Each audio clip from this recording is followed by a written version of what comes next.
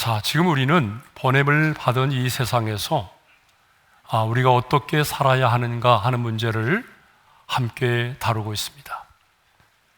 보냄을 받은 우리는 이 세상에서 어떤 삶을 살아야 됩니까? 내 자신의 몸을 거룩한 산제물로 드리는 삶의 예배를 드려야 합니다.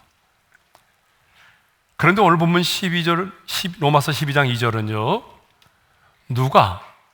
어떤 사람이 이 세상에서 자신의 몸을 들여서 삶으로 하나님을 예배할 수 있는지에 대하여 말씀하고 있습니다. 어떤 사람이, 누가 자신의 몸을 산제물로 하나님께 드릴 수 있느냐 하는 문제를 다루고 있어요. 자, 첫째로 누가 삶으로 하나님을 예배하는가? 이 세대를 본받지 아니한 자입니다. 그래서 오늘 본문은요, 너희는 이 세대를 본받지 말라는 말씀으로 시작하죠. 자, 우리 본문 2절 상반절의 말씀을 함께 읽겠습니다. 다 같이요. 너희는 이 세대를 본받지 말고. 사도 바울은 오늘 본문에 앞서서 12장 1절에서 이렇게 말씀했죠. 다 같이요.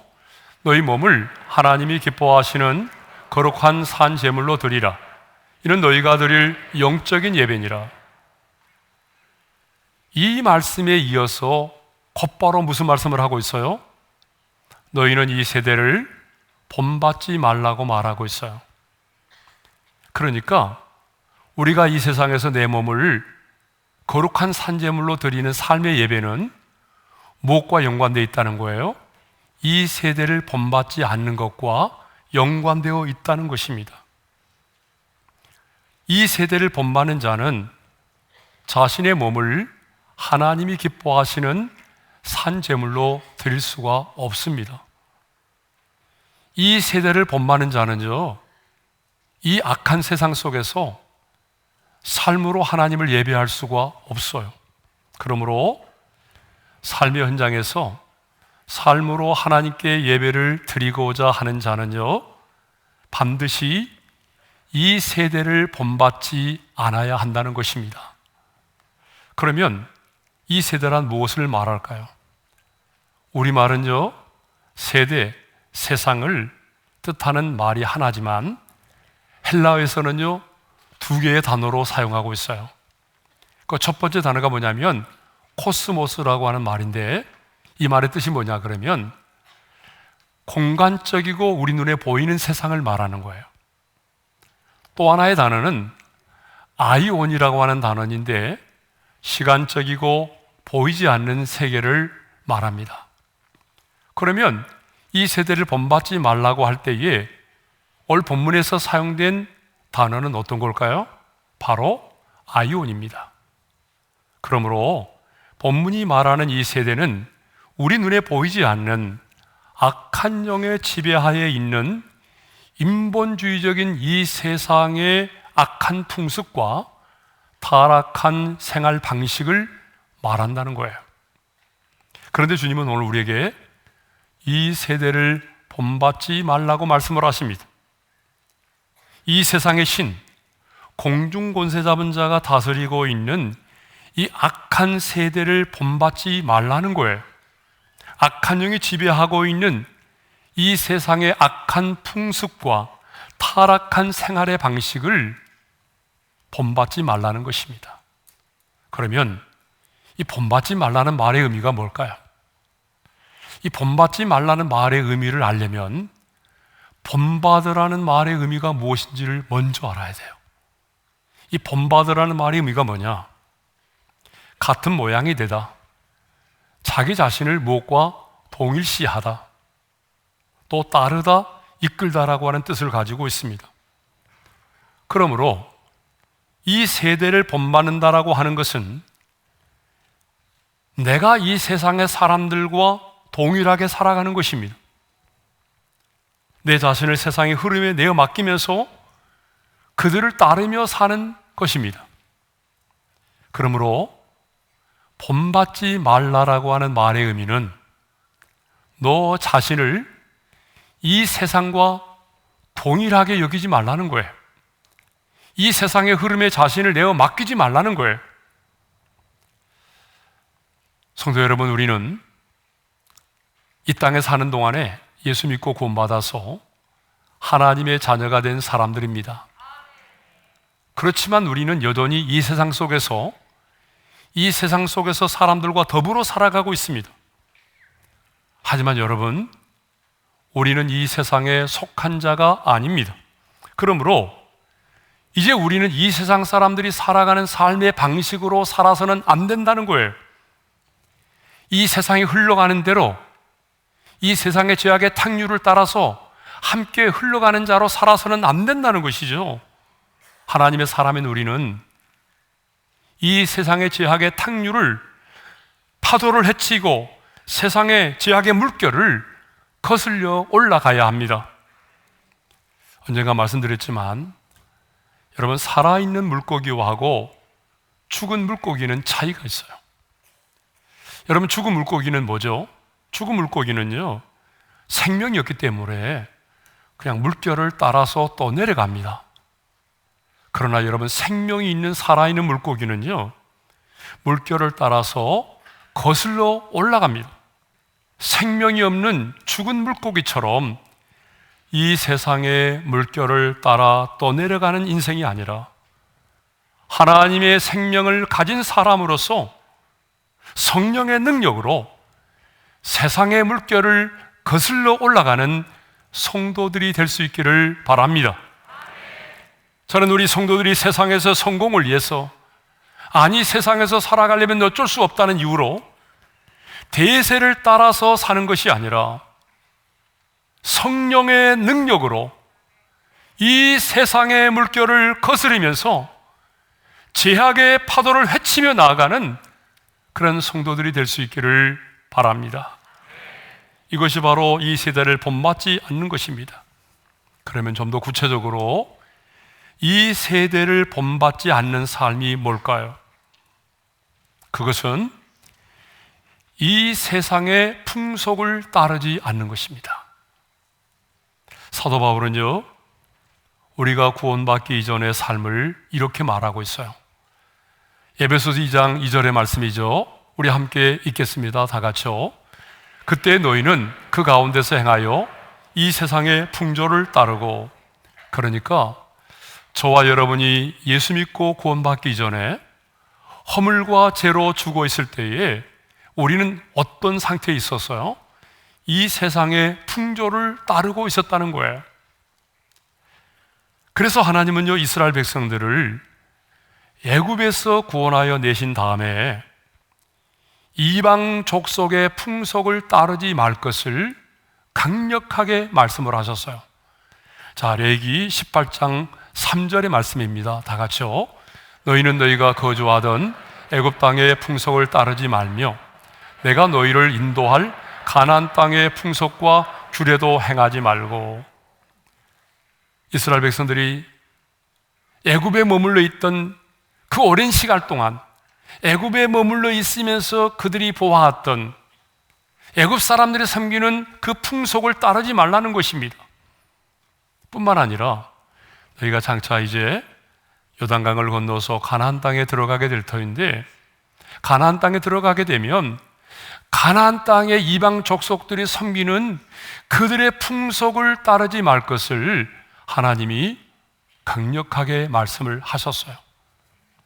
그러면 왜 하나님은 우리로 하여금 이방의 풍속을 따르지 말 것을 명령하실까요? 자, 그 이유가 있어요. 여러분, 하나님을 모르는 사람들이 섬기는 풍속 가운데는요, 하나님이 계시지 않을 뿐만 아니라 하나님이 가증히 여기시는 것들로 가득 차 있기 때문에 그렇습니다. 더 중요한 이유는 그러한 이방의 풍속을 따르고 섬겼을 때에 주어지는 결과가 뭐냐면 평안이 아니라 더 불안하고 더 두려워지고 마지막에는 멸망에 이르게 되기 때문입니다. 그래서 하나님이 이방의 풍속을 따르지 말라는 거예요. 그래서 레위기에는요, 이스라엘 백성들이 따라서는 안 되는 이방의 풍속들이 아주 구체적으로 기록되어 있어요. 대표적으로 생각해 보면요, 가나안 사람들은 자신들이 섬기는 그 몰렉 신에게 자신의 아들과 딸들을 바쳐서 불에 태워 드리는 인신 제사의 풍속을 가지고 있었어요. 참으로 야만적이고 잔인하게 이를 데 없는 그런 풍속이죠.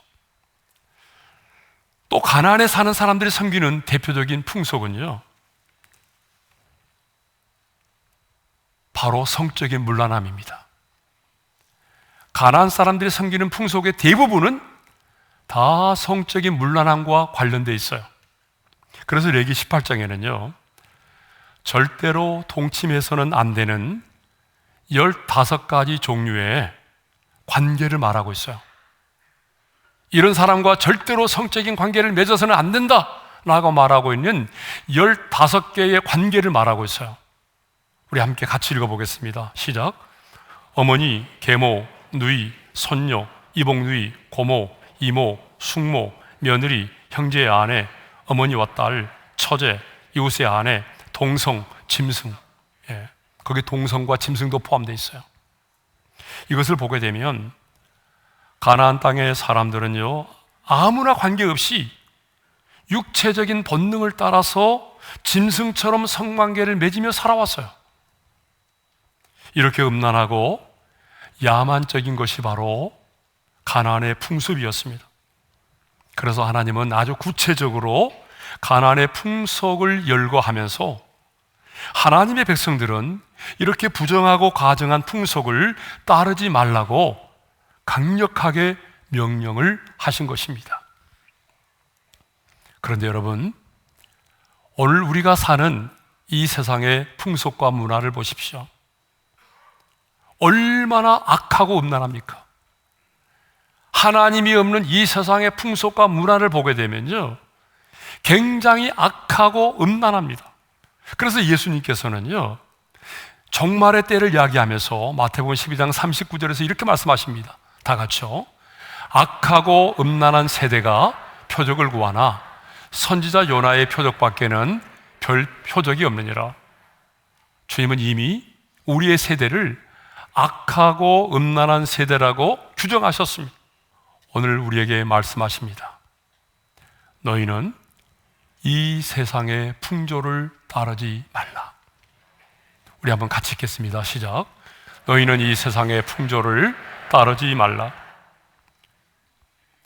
이 세대를 본받지 않은 삶은 두 번째로 자기 중심적인 삶을 살지 않는 것입니다. 타락한 본성을 가진 우리 인간들은요, 한결같이 자기 중심적으로 생각하고 그리고 지극히 이기적으로 행동을 하게 됩니다. 그래서요, 누군가를 만날 때도 보게 되면 이 사람이 내게 얼마나 도움이 될 수 있는가를 먼저 생각합니다. 어떤 일을 결정하고자 할 때도 보게 되면 나로 인해서 상대방이 받을 아픔, 상대방이 받을 손해, 또 상대방이 받을 그 상처는 전혀 생각하지 않습니다. 오로지 한 가지, 내게 얼마나 유익이 될 것인가, 내게 얼마나 유익이 될 것인가만을 먼저 생각합니다. 하나님의 사람들 역시 누군가를 만나고 어떤 일을 결정할 때에 이렇게 세상 사람들이 추구하는 방식으로 살아간다는 거예요. 그러나 하나님의 사람들은 어떻게 해야 되죠? 누군가를 만나고 어떤 일을 결정하고자 할 때는 먼저 하나님의 뜻이 무엇인가를 생각하고 하나님이 주신 비전이 무엇인가를 생각하고 하나님의 나라를 먼저 생각하고 난 다음에 어때요? 결정하고 생각해야 되는 것입니다. 이렇게 모든 일을 자기중심적으로 생각하고 이기적으로 행동하는 것이 이 세상이 추구하는 가치이고 세상의 문화입니다. 이렇게 우리가 사는 이 시대가 자기 중심적으로 생각하고 판단하고 말하고 이기적으로 행동하는 세대입니다. 그런데 오늘 주님은 우리에게 말씀하십니다. 너희는 이 세대를 본받지 말라. 너 자신만을 생각하지 말고 조금 손해볼 각오를 하고 살라는 것입니다. 약삭빠르게 살지 말고 예수님이 그렇게 사셨던 것처럼 때로는 바보처럼 이 세상을 살라는 것입니다. 이 세대를 본받지 말아야 할 세 번째는 물질이면 모든 것을 이룰 수 있다라고 하는 물질 만능주의를 버리는 것입니다. 지금 이 시대를 사는 사람들은요, 돈만 있으면 안 되는 것이 없고 물질만 있으면 모든 것을 다 이룰 수 있다라고 생각을 합니다. 사람들은 돈만 있으면 뭐든지 가질 수 있고 누릴 수 있다라고 생각합니다. 한마디로 인생의 행복과 성공은요, 돈과 비례한다는 거예요. 많은 사람들이 물질 만능주의에 빠져서 물질의 노예가 되어가고 있습니다. 이것이 바로 우리가 사는 세상입니다. 그러나 우리 예수님은 돈을 좋아하는 당시의 바리새인들에게 이렇게 말씀을 하셨습니다. 우리 함께 읽겠습니다. 다 같이요. 너희는 하나님과 재물을 겸하여 섬길 수 없느니라. 하나님과 재물을 겸하여 섬길 수 없다는 거예요. 우리 인생의 주인은 한 분이라는 거예요. 그런데 여러분, 이 말씀을 들은 바리새인들은요, 어떻게 반응했을까요? 여러분, 한번 그 다음 구절을 읽어보겠습니다. 다 같이요. 바리새인들은 돈을 좋아하는 자들이라 이 모든 것을 듣고 비웃거늘. 바리새인들은요, 주님의 이 말씀 앞에 비웃었어요. 제가 오늘 여러분들에게 물질의 노예가 되지 말라, 물질이 인생의 행복의 척도도 성공의 기준도 아니다 라고 말하면 이 설교를 들으면서도 마음속으로 비우는 사람들이 있을 수도 있어요. 그 사람들의 특징은 뭐죠? 돈을 좋아하는 자들이에요. 바리새인들은 돈을 너무나 좋아했기 때문에 주님의 그 말씀 앞에 그들은 비웃었어요. 그들은 말로는 하나님을 섬긴다고 하면서도 실제로는요, 재물을 섬기고 있었기 때문이죠. 그러나 성경은 우리에게 말합니다. 돈을 사랑하지 말라. 왜냐하면 돈을 사랑함이 일만하게 뿌리가 되기 때문이라는 거예요. 우리 잘 아는 말씀이잖아요. 디모데전서 6장 10절의 말씀. 특별히 돈을 좋아하는 사람들은 암송할 필요가 있어요. 다 같이요. 돈을 사랑함이 일만하게 뿌리가 되나니 이것을 탐내는 자들은 미혹을 받아 믿음에서 떠나 많은 근심으로써 자기를 찔렀도다. 지금 우리는요, 만몬을 숭배하는 이 세상 속에 살고 있습니다. 아니, 죽도록 돈을 좋아하는, 돈에 미친 시대에 살고 있습니다. 돈을 성공의 기준으로 여기고 돈을 행복의 척도로 여기는 물질 만능주의 시대에 우리가 살고 있습니다.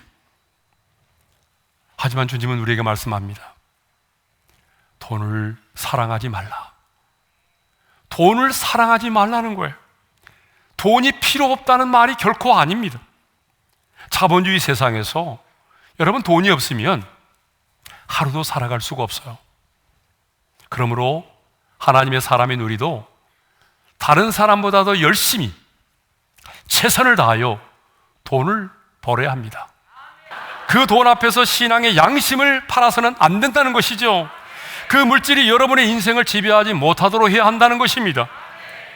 지금 우리는 물질 만능주의의 시대에 살고 있지만 우리는 주님이 내 인생의 주인이심을 고백하며 여러분, 물질이라도 지배하고 다스리는 자로 살아갈 수 있기를 바랍니다.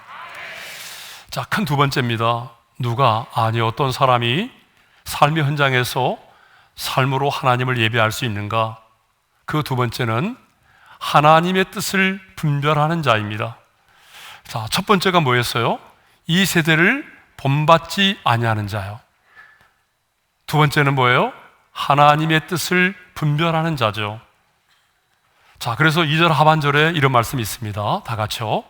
오직 마음을 새롭게 함으로 변화를 받아 하나님의 선하시고 기뻐하시고 온전하신 뜻이 무엇인지 분별하도록 하라. 우리가 아무리 열심히 최선을 다하여 살아도요, 하나님의 뜻을 분별하지 못하면 신앙생활은 실패합니다. 우리가 아무리 열심히 최선을 다하여 살아도 하나님의 뜻을 아는 일에 실패하게 되면 도리어 나의 열심이 하나님의 나라를 대적하는 경우도 있어요.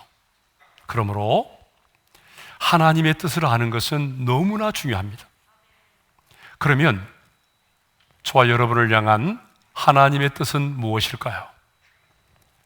하나님의 뜻은요, 언제나 선하고 기쁘고 온전하다는 것입니다. 한번 따라서 하실까요? 하나님의 뜻은 언제나 선하고 기쁘고 온전하다. 믿으면 아멘 하겠어요? 그렇습니다. 하나님의 뜻은요, 언제나 선하십니다. 왜냐하면 하나님 자신이 선하신 분이시기 때문입니다. 그러므로 선하지 않은 것은요, 아무리 명분이 좋아도 하나님의 뜻이 아닙니다.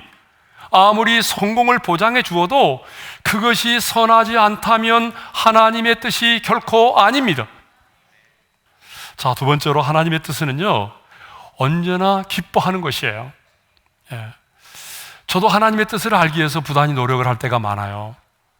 어떤 것을 놓고 기도할 때에 말씀에 있으면 금방 답을 찾겠지만 아무리 말씀을 봐도 이게 하나님의 뜻인지 저게 하나님의 뜻인지 분별이 안 될 때가 있어요. 여러분도 그렇죠?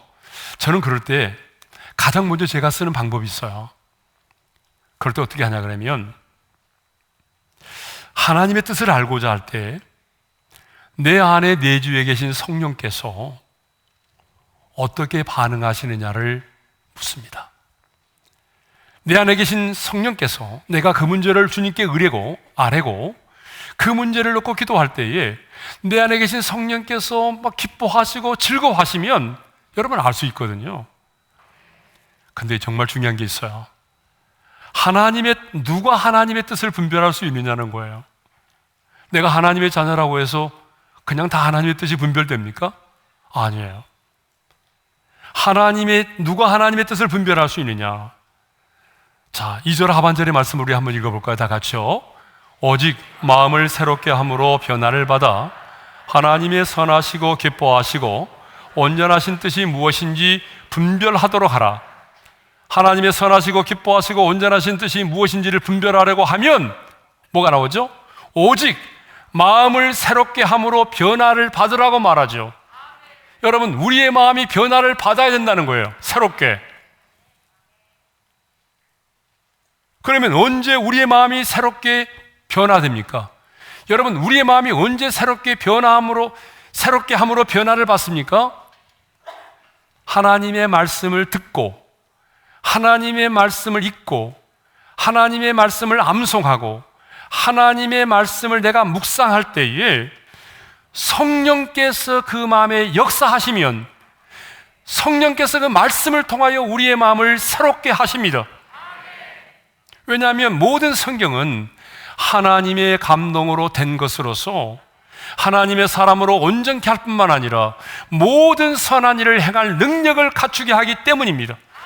디모데후서 3장 17절의 말씀을 읽겠습니다. 다 같이요. 이는 하나님의 사람으로 온전하게 하며 모든 선한 일을 행할 능력을 갖추게 하려 함이라.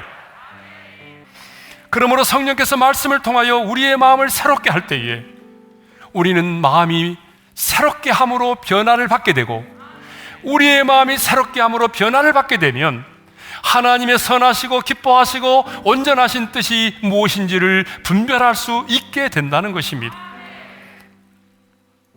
저는 그래서 우리 어른의 모든 성도들이 하나님의 말씀을 가까이 하고 암송하고 묵상함으로 성령께서 역사해 주셔서 여러분의 마음을 새롭게 함으로 하나님의 뜻이 분별될 수 있기를 바랍니다.